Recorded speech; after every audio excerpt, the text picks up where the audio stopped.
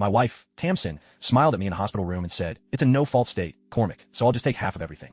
I felt a chill run down my spine as she added, "And by the way, I've already put Ryan's name on the birth certificate."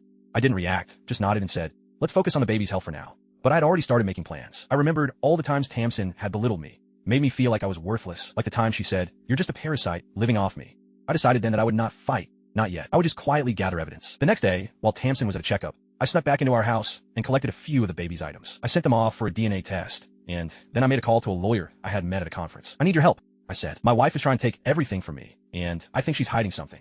The lawyer agreed to meet with me, and we started discussing my options. A few days later, the DNA test results arrived. They confirmed what I had suspected. The baby was not mine. I felt a mix of emotions, but I didn't let them get the best of me. I stayed calm and focused. I walked into the lawyer's office, and we laid out our plan. We would use the DNA test results to prove that Tamsin had committed paternity fraud. We would show that she had knowingly put her ex's name on the birth certificate. The lawyer smiled and said, "We've got her right where we want her."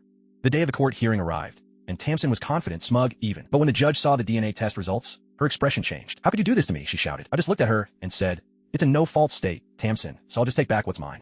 The judge ruled in my favor, and Tamsin was left with nothing. As I walked out of the courtroom, I felt a sense of relief, of justice. Tamsin, on the other hand, was left to pick up the pieces of her shattered life. She had lost everything: her reputation, her home, and her freedom. She was now living with her parents, a shadow of her former self.